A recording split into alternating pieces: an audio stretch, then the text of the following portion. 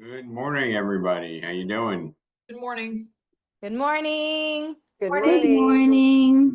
Good morning. Doing well. Good morning. I'm going to start in Good a morning. moment. Tiffany, did you want to maybe All right, talk a little bit about the mortgage update and save the good stuff for a minute or two in when everybody gets on?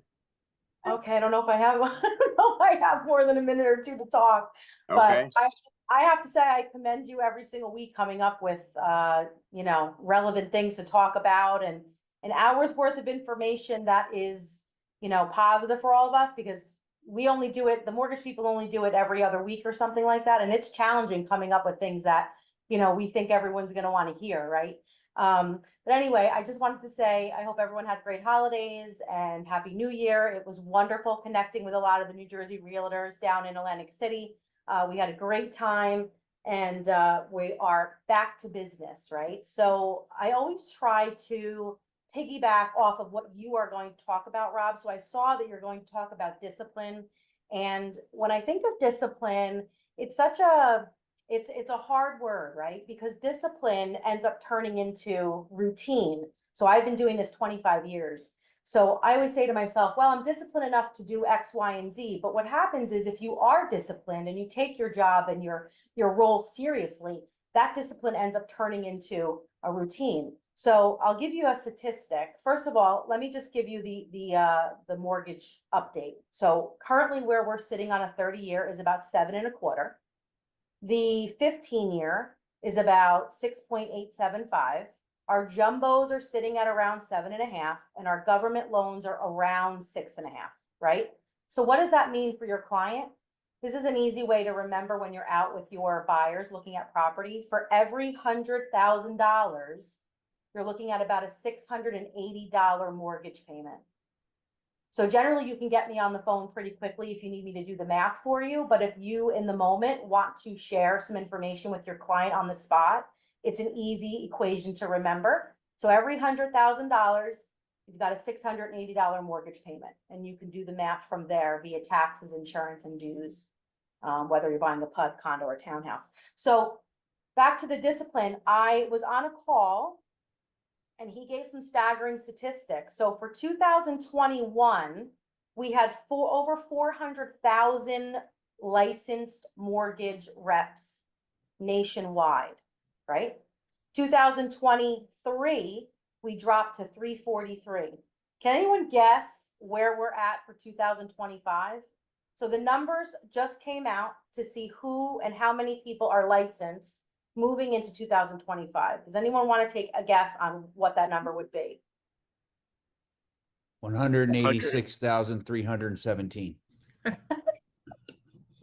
The stat was shared with us yesterday at our meeting in Scottsdale was 90,000. That's right. 90,000 reps. So what does that say to me when I think of the word discipline?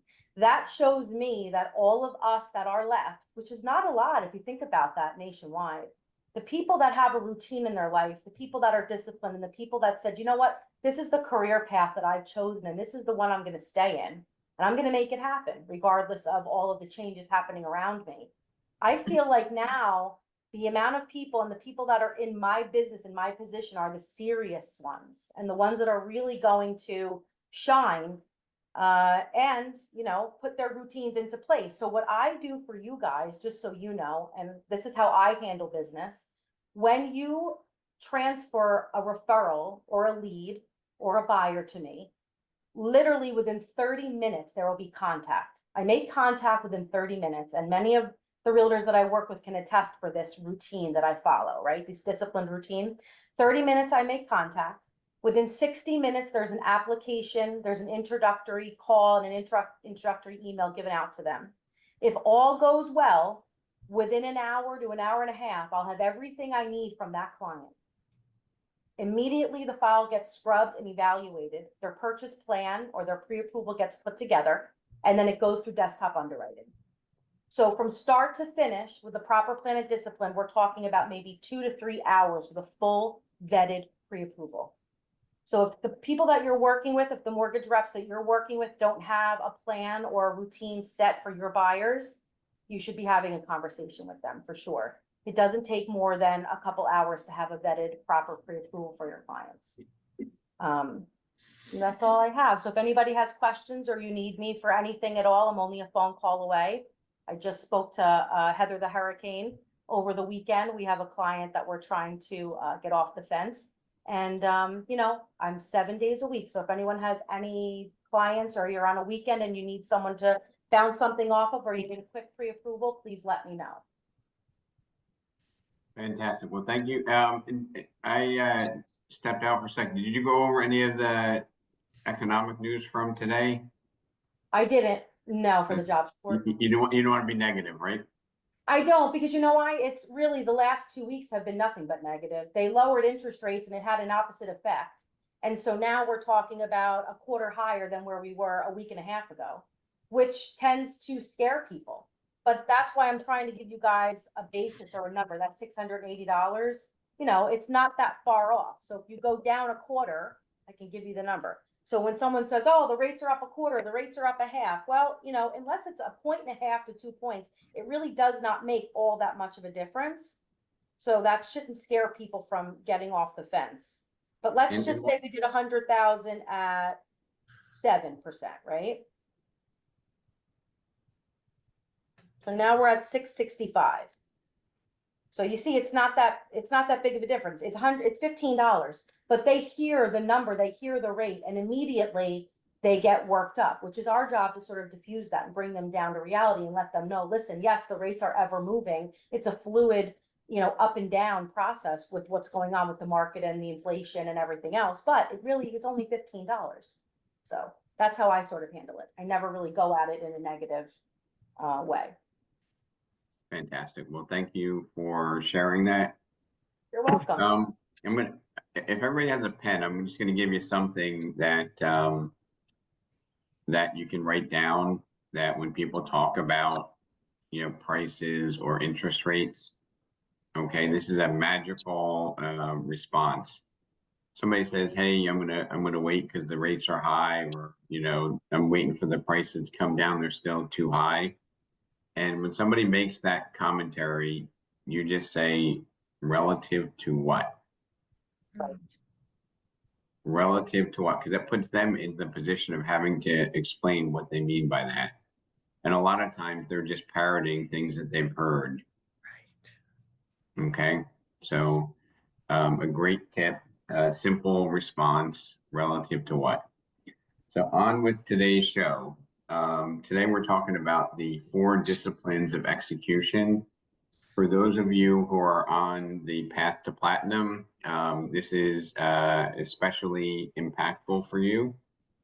And we're going to finish up precisely at 12 o'clock so that they can start their 3rd session today. So the first discipline of execution is to focus on the your wildly important goal, and to limit that goal list from being massive. Okay, you don't want to have 11 goals because you will accomplish none. Number 2 is act on the lead measures. Okay, act on the activities that are going to drive the goals. Don't focus on, you know, I did a mailing and I didn't get a listing 3 days later. Okay, that's a gross exaggeration of mismatching your expectations. Number 3, and I hope this is something that the Path to Platinum is doing, is keeping a scoreboard or keeping a compelling scoreboard. Are any P2P Path to Platinum people on? Are you guys keeping score in your Path to Platinum, maybe to a nauseous effect? Yes, that's a fair statement. Okay. And the reason why you need to keep that scorecard is because behavior is different when score is kept. Okay. You know, what gets measured improves. Okay. You might even want to write these couple of things down. You know, behavior is different when score is kept, especially for team leaders. Sure. And what gets measured improves. For those of you who ever try to manage weight, you use a scale to measure your weight. And, when you see you've had a couple of days where the weight's gone the wrong direction, you probably change your behavior if you're committed to the outcome. Yeah, I drank. So we're going to keep a compelling scoreboard. And number 4 is to create a cadence of accountability. I think that's one of the most important things is to build that structure where you're accountable. And let me just see. Oh, yeah. Plus, does he include the handouts in it? So can you mute yourself in sorry. back there? Thank you for that. Yes, apparently they changed the password and I am not the host for a few minutes. I have logged in too many times with the wrong password. So creating a cadence of accountability. If many of you are like me, you might have multiple goals and you might change them weekly. And sometimes you have some core goals that are on your list. And sometimes we may mistake to do items for goals. Okay. And the goal should be the more important strategic things that we're looking to do, not tasks. Okay. Most experts believe that if you have more than 5 goals, you're probably going to perform poorly on most of them. They recommend 1 to 2 big rocks or big goals and focusing on those consistently. You need to do the important before the urgent. Sounds counterintuitive. Does anybody have any examples of where maybe the urgent impacts the important in your life or what your goals are? Yeah, I'm gonna hope some P2P people are gonna chime up here. So what's an urgent goal? What's an important goal? Prospecting.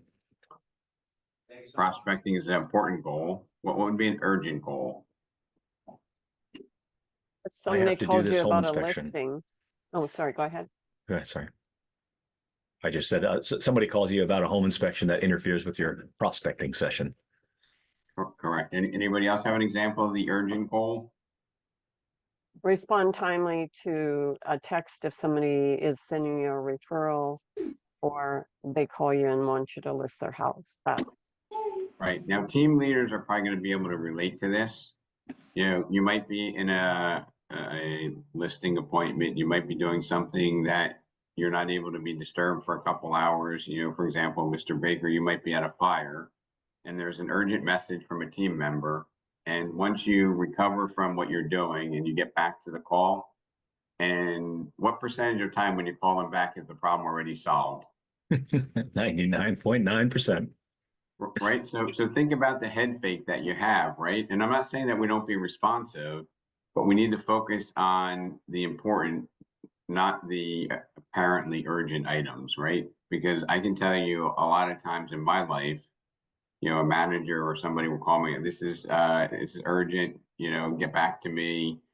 And I just am in a position where I am unable to call or respond. Like if they were to reach out to me now, I wouldn't get back to them till afternoon. And so many times the solution resolves itself. So that's a perfect example of how we get derailed. And in many of those cases, Glenn or Tricia, you're gonna divert your important efforts and you're gonna work on that apparently urgent item. And it also throws you off the rhythm and may cost you, implementing on those important items. Okay. So you want to focus on the wildly important goals, the WIG. And we're going to look to the lead measures to determine where we're going to wind up with. And I know, I see Alex there.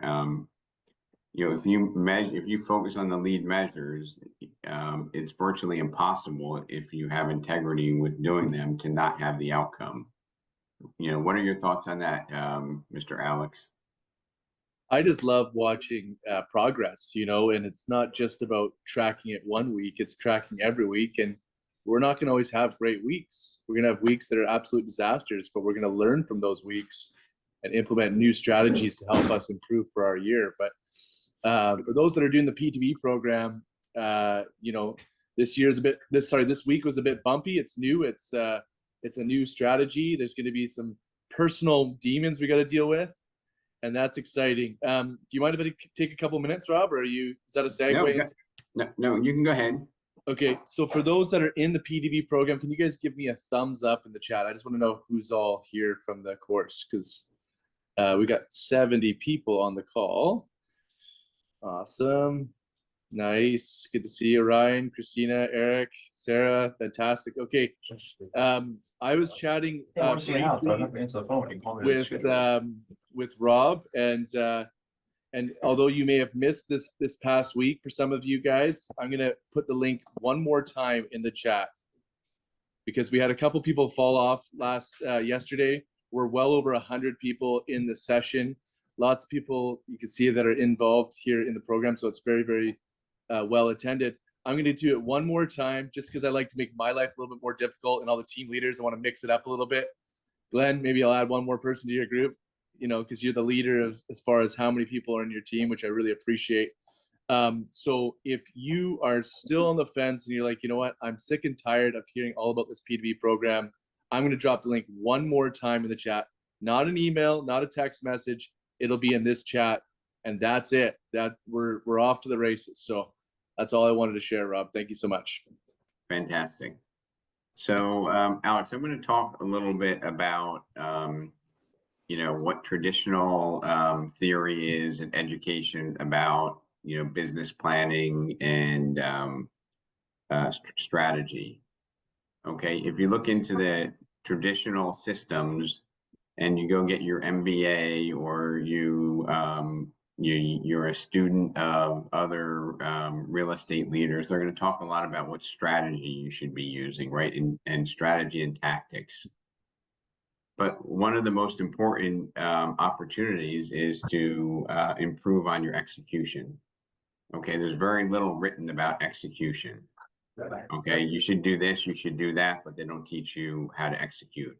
Especially in business school, it's like 98%, 99% strategy and tactics, and very little discussion about execution. And what you do get on execution is probably, you know, in management context, not in leadership context. Okay. And where do you think more people struggle, in creating the strategy or in executing the plan? If you want to just unmute yourself. The plan. Executing. And executing, and it's probably reversed. It's probably 98-2 on education, and then on where the struggles are, it's 90-10 on executing versus coming up with a strategy. So you can see that there's a huge opportunity gap here. In, you know, you need to have a good strategy, right? Because you don't want to be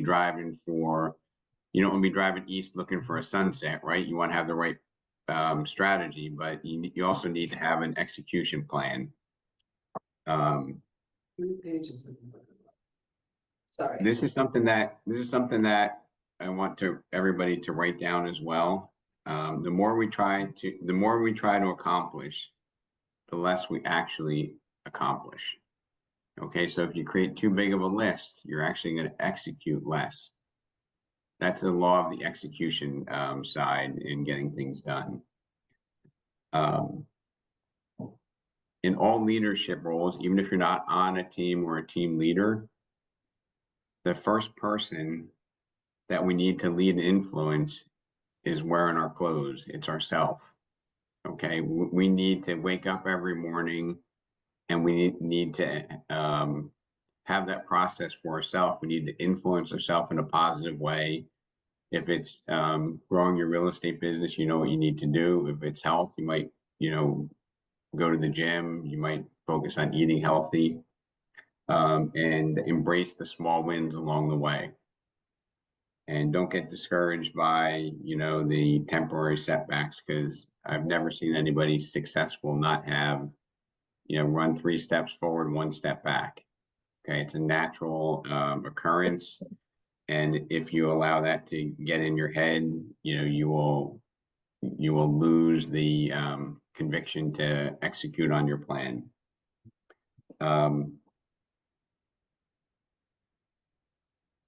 Keeping the scorecard, what gets measured improves, and I'm repeating this because I wanted to. Hold on, let me see if I. Yes. If you can mute yourself, because I don't have the controls yet. I don't have the controls yet. Oh no, yeah, I do now. Okay. Sorry about that.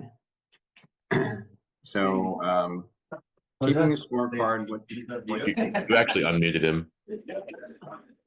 Okay, there we go. Mute all. There we go. Keep a scorecard. What gets measured improves. People play the game differently when score is kept.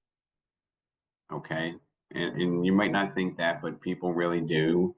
I've gotten a lot of your peers that have asked me to do a better job at having a monthly report of who's first, second, and third in the office or in the county.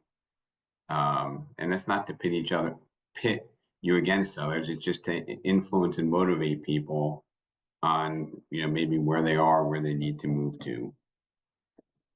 We need to focus on the lead measures, okay, the activities, but most people allow their influence or their mindset or their emotion to control them based on the lag measures. And those of you on the P2P or any students of this, what are some of the lead and lag measures that you monitor, either as a team leader or as a practitioner?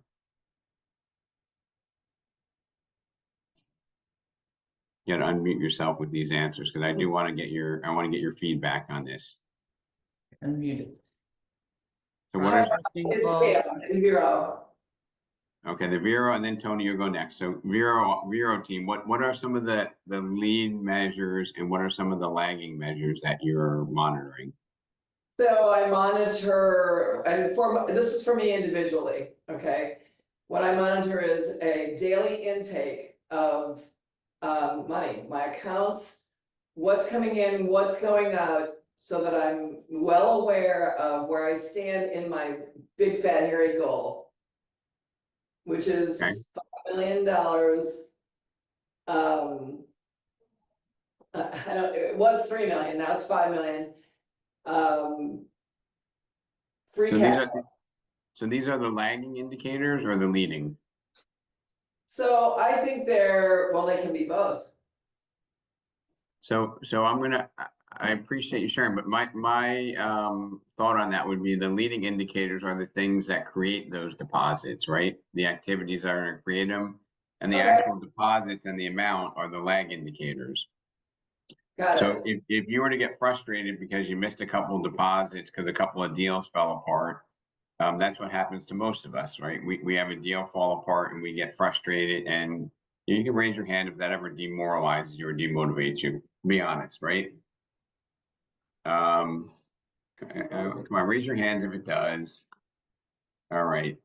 So the true, and no offense to anybody, but in my opinion, the true believers are not taken back by a transaction that falls apart.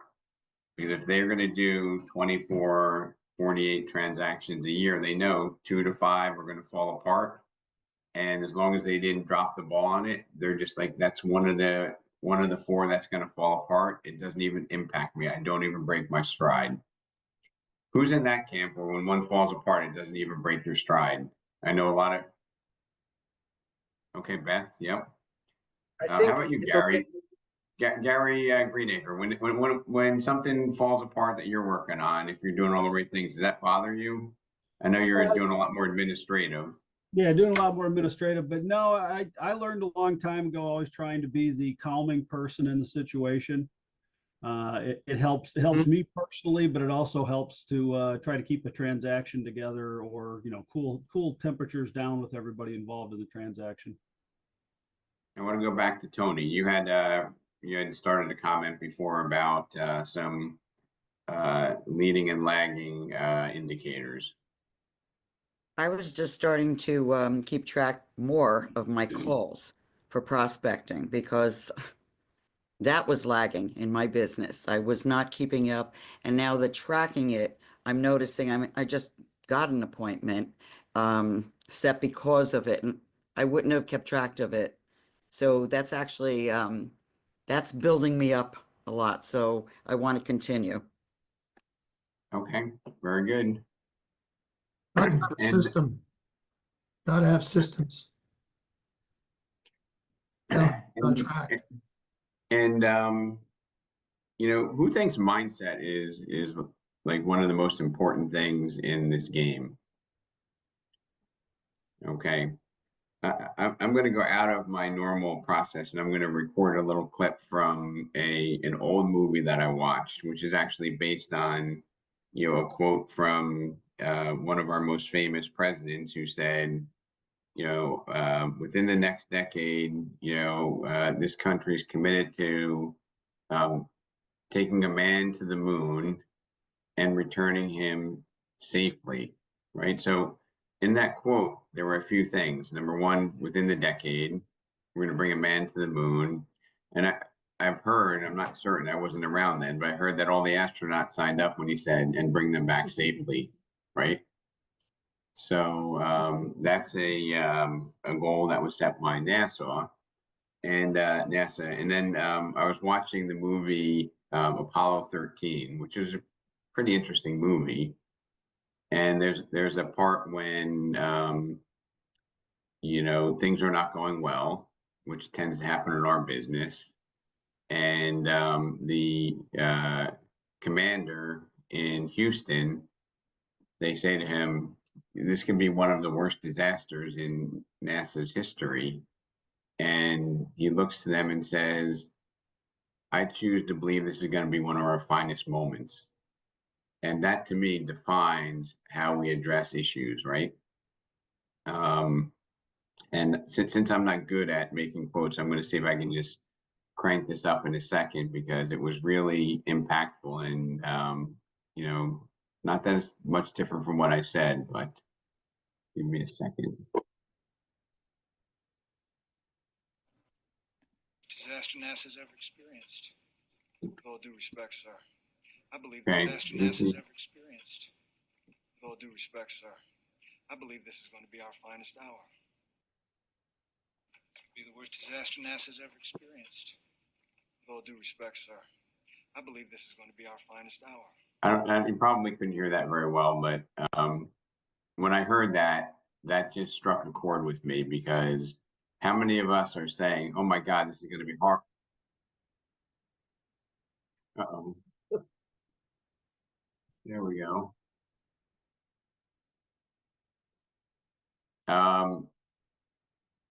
You know, in our business, you know, when that happens, you know, how do you respond, right? Do you say this can be an absolute disaster? And I hear some of us in the business saying, oh my God, they need to close, they need to move. This is going to have a cascading effect. It's going to cancel other deals. Instead of thinking about how am I going to make this happen and have it be one of the finest performances that you ever had. Okay. And that's all a matter of perspective. And it doesn't mean that we can be lackadaisical and just have hope or what I call hopium that it's going to work out, because a lot of times it requires hard work. It requires, you know, decisive actions, requires experience and having a network where you can talk to other people. But I always choose to figure out how a potential challenge can be our finest moment. Okay. And I choose not to look at it from the negative side. And even if things do go sideways, there's always a way to come up with a solution. And after this call, I want you to go into your memory bank and think about when there was something that went horribly wrong. And at the end of the day, we turned it into a positive. We turned it into one of our biggest fans, right? And sometimes we even say, well, things happen for reasons, and you wound up with a better outcome because on the surface it looked like a complete disaster or a train wreck. Okay.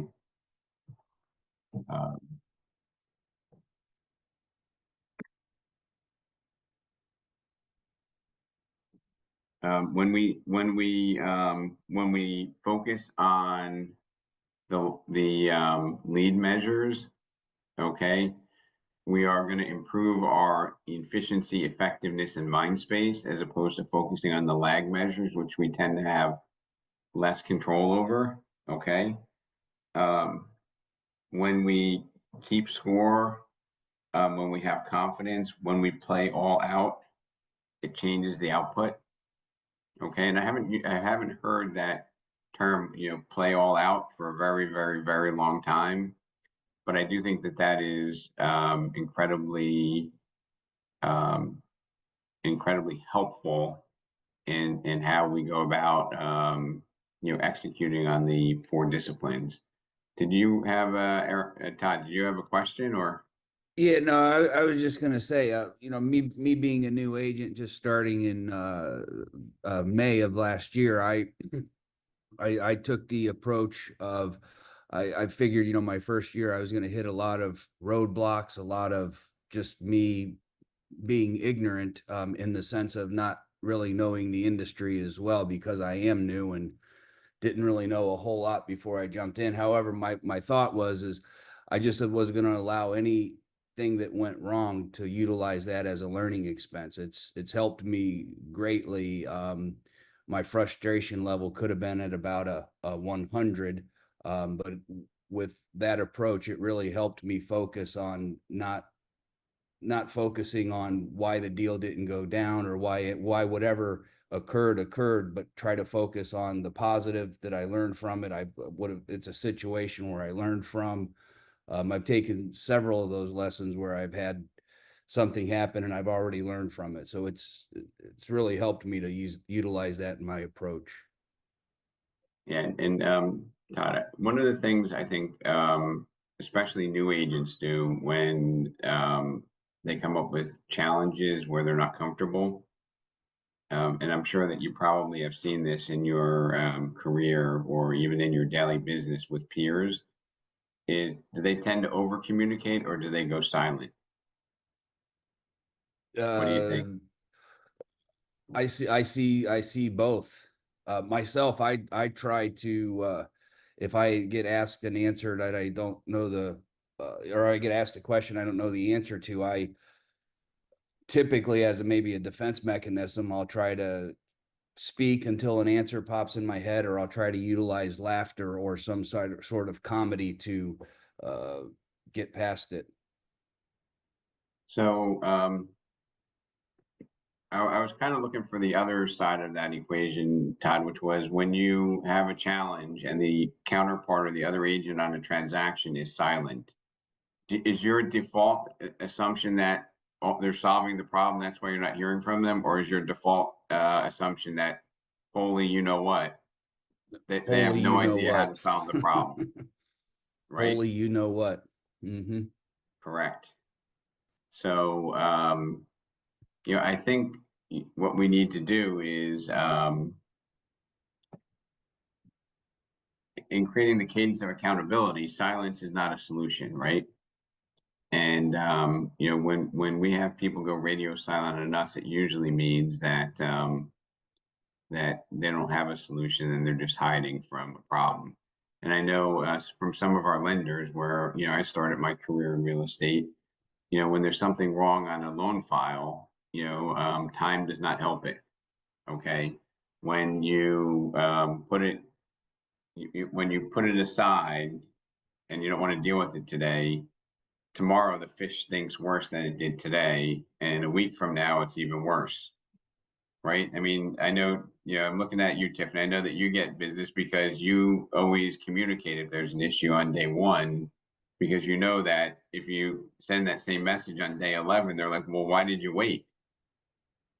Yeah, it's a hard conversation, but when you're tenured and you know that you have to, be bold and tell everybody in the process if there's an issue, usually the realtor knows if I'm calling, there's a problem. I don't generally call or bring you guys in unless it's something that I need help with or it's big. But yeah, it'll be easier if you hit it exactly dead on when it comes to surface. So, and Tiffany, and I'm sure this has happened to you, but I've seen it happen in the industry a tremendous amount of times. Like if there's an issue, oh my goodness, there's a large deposit that we can't source, or there's some issue that, oh, their part-time employment's not long enough. They're a 1099 for that job, not a W-2, whatever the issue is, right? If you bring it up on day one, there are so many times that they're like, oh, that's easy to solve. We'll put more money down, or my spouse actually has another part-time job. We didn't tell you because we didn't think we needed it. But that happens so many times. But if you wait and you go silent, you don't communicate, you don't have that cadence of accountability. What it does is it just makes this, it elevates the stress and it reduces the performance. 100%. Okay. So anyway, thank you for sharing that.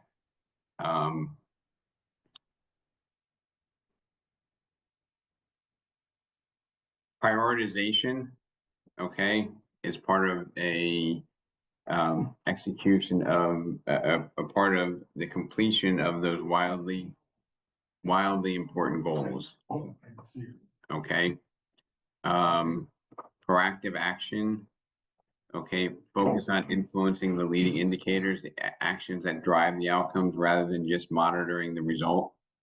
You know, if I'm monitoring my closings, and I just started to change my behavior, I'm probably going to be frustrated for 2 or 3 months, right? Because you need to do the activities. At best case, transaction can probably close in 30 to 45 days. In best case, I meet Daryl here and he's motivated, needs a place, it's rarely going to happen in less than 45 days, right? Right. So those are things that, are setting us up for failure. A clear and transparent scoreboard is healthy. I know, is there anybody that would be opposed to a scoreboard and say, oh, it will depress me because I'm not there? Or is everybody in favor of a scoreboard? I don't think a lot of the agents would like a scoreboard. Just in my office anyway. I remember my first real estate office I was in, I was crying before I went into the meeting because everybody's sharing about the listings that they have, and I didn't even want to go in because I had nothing to contribute. So I don't know, some people get motivated by it, but others I think are leery, they feel demeanored by it. That's what I'm, now that's an opinion that you have. And Fred, I had that opinion. Okay. And I found that my opinion was not accurate in my experience. So anybody in Franklin Lakes that wants to say whether a scoreboard is healthy or would be not so healthy, any thoughts? Bobby, you have a comment? Avenel says it's healthy. Avenel says it's healthy. Because I remember the office that I used to work at, we had a top 20 list every month. And when you were on, so you had the 1 through 10 on the left-hand side, 11 through 20 on the right-hand side. Number one, if you made the list, that means you were a very good agent. But when you made the top 10, you were a big deal. And that certainly motivated me. I remember back in, my sales days in lending, they actually had 2 measures that they had, which I think is really important to share. One measure was how consistent were you? And back in the day, if you had originated 3 loans in any given week, you were put on a list. And they kept track of how many weeks you did that. And they called that the Cal Ripken Award, right? Because any of you know Cal Ripken, like he was famous for not missing a game. So you got the Cal Ripken Award if you were able to do 3 new originations every week, and it would be 52 weeks, 53 weeks, 54 weeks. And it was so impactful. I know a lot of my peers, and probably I did it as well. If I was going on vacation for a week, I would hold 3 loans and put them in on Monday, so that I would stay on that list, right? And then they had the sprinter, and the sprinter was the person that put in the most loans, either in terms of units. So you put in 9 units, or the dollar volume, you put in $4 million worth of loans in a week. So that was the sprinter, because that's looking at short term, the 1 week. And then the long distance, or the Cal Ripken Award, was the person who had that consistency over and over and over and over on time. So just to give you a little bit of perspective, I think the Cal Ripken would be the measuring the activities that are getting us to where we need to be. And then, looking at the performance is more of the sprinter type of component to that. Is there anybody that's an agent that says, I don't really like to have the top 10 or top 3 in my office, acknowledged, celebrated, and promoted? Anybody? Because if you have an office where you have some major producers, I'm like thinking of like the Rockaway office, where there's maybe not the most agents in the entire company, but there are a lot. There's a high concentration of large producers. Many of those agents, if they were in a different office, would be number 1 a lot of the times, but they're probably 2, 3, and 4. I think most of them are going to find that they're doing better because of that competition. They'll be like, dang it, I'm 3rd this month. I had a great month, right? Are they gonna be like, I'm not gonna try next month? Or do you think they're gonna say, you know what? I'm gonna pass that other agent. What do you think? Just what's your gut tell you? I think they're gonna try to pass the other agent. I do it monthly. I thought you meant a scoreboard up like daily, so I'm sorry if I misunderstood Okay, you. no worries. So then we're almost unanimous then. So Fran's in support of a monthly scoreboard to keep people motivated and also to show you that, because sometimes like we're in a rut, right? Hey, we're a little bit slow, and then we see some of our peers are really busy. That may initially be, oh man, what am I doing wrong? But then at the other side, it would be, you know what? There's light at the end of the tunnel, and maybe I can go and talk to, my peer agents, right? To give them further inspiration for me. I want to ask this question for individual agents, not team leaders, because team leaders tend to have maybe like a second level of this. But like, what are your 1 or 2 wildly important goals, if you care to share? Because I think it would be helpful for the group to kind of get that insight. And this is not the time to be shy. I'll go, Rob. I want to sell a hospital. You want to sell a hospital? Yes, sir. Okay.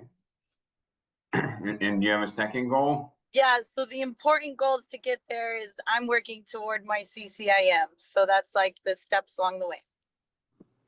Okay. Anybody else want to share? My first goal is to, I've achieved my first goal, which was to list a house and sell it. I've done that already. My next goal was to sell a $500,000 listing. And once I achieve that, my next goal will then be to sell a $1 million listing, etc.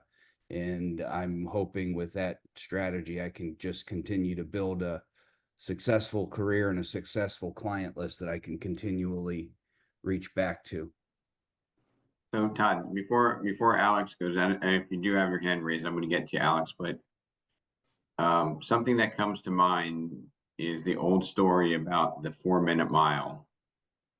Okay. And there was a belief that, a human cannot run a mile in 4 minutes because it hadn't been done for hundreds of years. But who knows what happened once that 4-minute mile was breached by Mr. Bannister? Anybody know this story? It was shattered several times. I think it was shattered like 18 times in the next 12 months because everybody had in their mind that it was not possible to do it, right? So I think for you, Todd, what you're sharing with me is that once you get the $500,000, then you can get the $1 million listing, right? And then what happens after that? 1.2, and I'll go to 1.5. I just, the small little goals like that seem obtainable to me. If I were to just go, I'm going to try to sell somebody a $5 million home when I've only really sold a home that was less than $300,000, my confidence level is not going to be where it would be as if I would have incrementally, I think, reached my goals that way. That's just how I approach it. So it's interesting that you have like the globe behind you. It reminds me of the universe. And when you think differently, different things happen. And I was talking to an agent who works in Boca Raton, where I think the average sale price is like $1.1 million.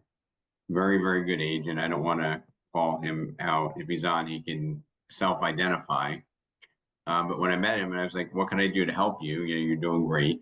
He said, I want to up my average sales price. Okay. I'm like, so tell me, like, what was the highest sale that you did? I want to say it was like 1.8, which is very, very surprising in that market with all the business that he did. And we talked about, you know, improving his average sale and getting him a sale over 2.5 million, a listing over 2.5 million. And now he's waiting to put a property on for 12 million. I had nothing to do with it. I honestly didn't. I think I just put it in the universe and somehow he pulled it in. And maybe it would have happened regardless, you know, probably would have. But it's very interesting that we talked about it and then all of a sudden it manifested itself. Okay. Big believer of that. Speak it into existence. So if you, you know, you don't need to go from 500,000 to 1 million to 1.5 million. Okay. I know that that's very linear. That's very logical, but sometimes you just need to think about, you know, who can I help and how can I get to the higher price point? Okay. Alex, did you have I know looks like you're texting. Do you have a comment or a question? Oh, just a goal. I just want to add 50 more people to platinum this year for Remax Select Group. That's my goal. I've got lots of other goals, but just about this and what you're asking, I think it lines up to my goals with the company. So who knows of Zig Ziglar? You know Zig Ziglar? Of course. So what's the Daryl? What's the one thing, if I had to say, what's one thing that Zig Ziglar means to you, or one principle that he talked about? I just remember one of his stories. You know, the guy, it was either with no legs or no hands or whatever. Okay, one of the inspirational stories. One of the inspirational stories. Yeah, so for me, and a lot of people I've come across that are wildly successful, trace a lot of their thought process to Zig Ziglar's one fundamental belief, which was, if you can help enough people get what they want, you can have whatever you want. And if you think about it that way, right, if you just go about with the mission of trying to help people without figuring out what does that mean to you economically, you know, it has a profound effect on you. I can tell you that, you know, I was talking with a 100 million plus agent and their broker, and their broker said that this particular agent takes every single piece of business, gives it 200%, and is amazed by the fact that they see checks for $90,000 and they see commission checks for $800 from, you know, the $90,000 checks granddaughter that they did a rental for. And I think that a lot of the high achieving people, you know, take all the business that comes to them and they don't have filters to look at what the dollar amount is. And I remember stories where, you know, somebody helped somebody with a rental, and then next thing you know, their parents or their grandparents are looking to liquidate the estate of 40 homes. That's a true story that I came across. They literally, secretaries, administrators for people who have high influence to direct a lot of business. Does anybody have any stories that you want to share that are in that vein? Because I really think that, especially for the newer agents like Todd, this is really impactful in terms of mindset. Ryan, you have a story or a comment? Yeah, just a little story. So when I first started off in the business, my dad's actually been in real estate up in New Hampshire for about 30 years now.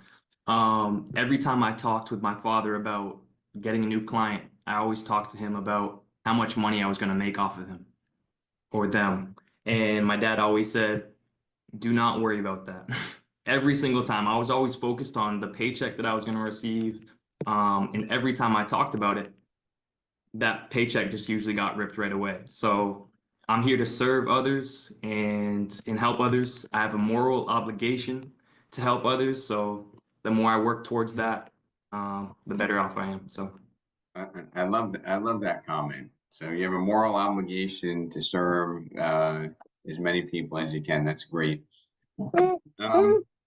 Is there anybody on the call here that may be a little bit superstitious? Like you don't want to talk about a transaction because you feel as soon as you talk about it, it's going to fall apart, right? I respect it and acknowledge that, but I think that that's probably not a enabling belief system. But by the same token, if you're calculating how much that paycheck is and you expect it to be there next Thursday, something's going to happen in the walkthrough and it's going to fall apart, right? Because if you're focused on the money, it usually eludes you. If you're focused on serving the transaction and the client, it almost always goes the right way. So, did you have a comment, Daryl? Well, when you were talking about that Zig Ziglar and what you were just saying about if you do enough stuff for people, they'll do something. I kind of capsulized it in an old Portuguese saying, "Crumbs make bread." Old Portuguese saying, "Crumbs make bread." So if the little things add up to the big things is kind of the my take on that. I have a story. Rob, can I interject? I have a story to tell. It's quite interesting. Go ahead. What happened when I was selling real estate 35 years ago, I got a call from a woman. Her father passed away, to look at her home, and I looked at the property, and we spoke about it, and she said, I wanted to make some fixing up. And then she said to me, I'll get back to you later. Well, she didn't get back to me. I kept following up. And 2 years later, almost a year and a half later, I got a call from her. I remember a place was called Buttonwood. She was a professor of statistics at University of Maryland Dental School. And I went to University of Maryland undergrad. I remember we spoke about something. She says, Abe, I'm calling you back because I had a list of 2 other agents and they were not able to sell it. She said, what's my house worth today? I said, I haven't seen it. Can I come and look at it? I went and looked at her. I said, we need about a 5% reduction on what you had it listed at. 4 days later, I got an offer and it sold. Fantastic. So thank you for sharing that. Hey, Rob. Yep. So just real quick. So I have a new agent that just moved from Canada to Florida who hadn't had a listing, done a deal yet. I put him on a deal. He got confident. He closed. Then he brought somebody to me. We closed them. And now, he was like, I don't know if I want to do this rental. It's a little bit of a distance. And I said, every deal is important, especially at the beginning. You need to plant these seeds. And now I'm on a call. Excuse me. I'm on a call. Excuse me. So I'm on a call, sir. I'm sorry. I'm sorry, Rob. Somebody's sorry. Need help? No, I'm an agent. Please leave. Oh, okay. My God, kids. Okay, so basically, the agent who didn't want to do a rental ends up getting 3 more rentals, and now the clients mentioned they have 5 homes that they want to sell in the next year. So take every opportunity to do a rental, and that's the bottom line. Thank you for sharing. I'm gonna put something else out in the universe. Sorry, guys. I'm at an inspection and a homeowner next door to the home I'm doing just was wondering why I was on his property walking. Sorry. No worries. I'm gonna meet everybody and